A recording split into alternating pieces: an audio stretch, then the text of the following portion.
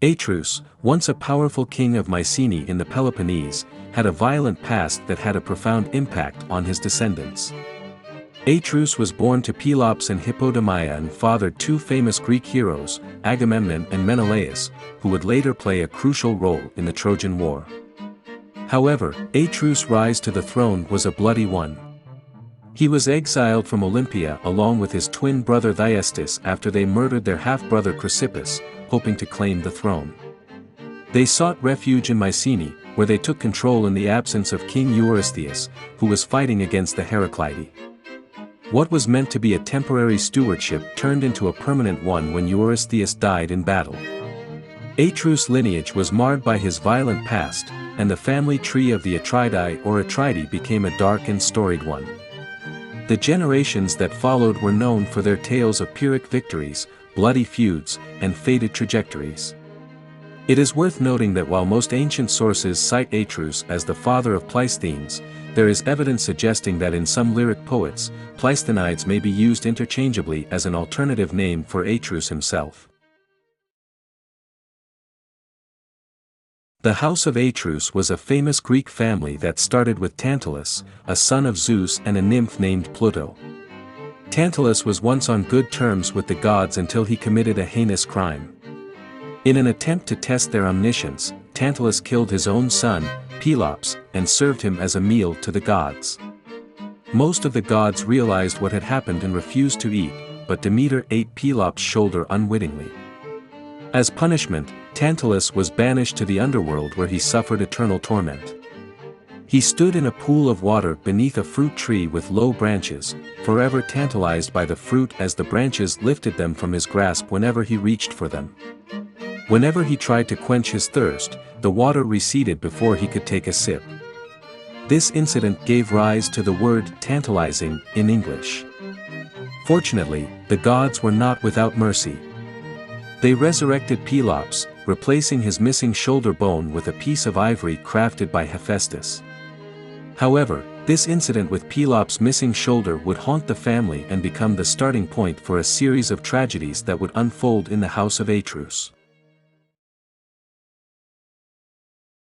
Pelops, son of Tantalus, was a brave and ambitious young man who was determined to win the heart of Hippodamia.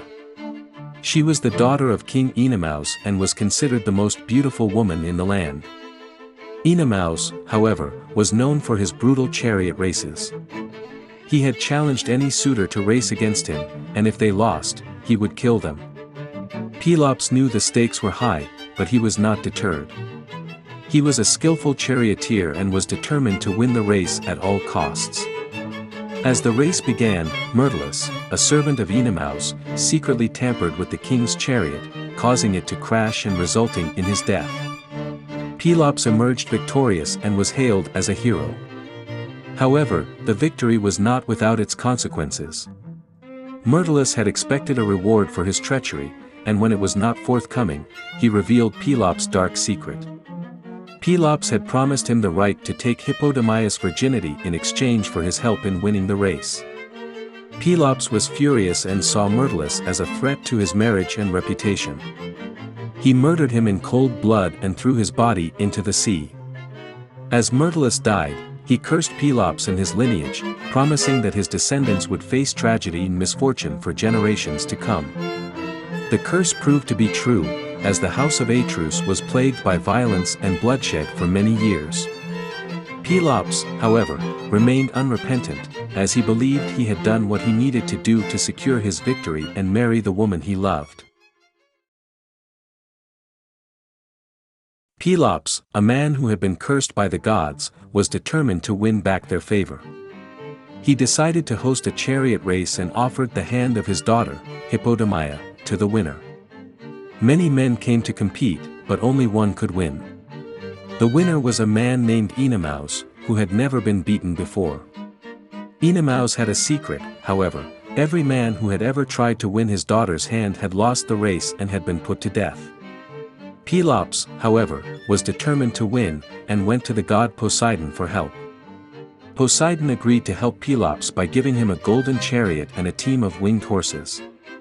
On the day of the race, Pelops used his winged horses to fly ahead of Oenomaus and sabotage his chariot. Oenomaus was killed, and Pelops married Hippodamia. Unfortunately, their happiness was short-lived. Pelops and Hippodamia had two sons named Atreus and Thyestes who, in some versions of the myth, murdered their half-brother Chrysippus. They were exiled to Mycenae where Hippodamia committed suicide. Atreus decided to offer his best lamb to Artemis but discovered a golden lamb in his flock. He gave it to his wife who gave it to Thyestes, her lover, and Atreus's brother. Thyestes claimed the throne and Atreus sought advice from Zeus who advised him to make Thyestes agree that the throne should be his if the sun rose in the west and set in the east. Helios helped Atreus by reversing the circuit of the sun, and he became king again.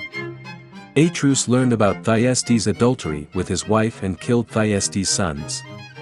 He fed Thyestes their flesh and ridiculed him with their hands and feet. Thyestes was forced into exile and sought advice from an oracle, who advised him to have a son by his daughter Peloponnese, who would then kill Atreus.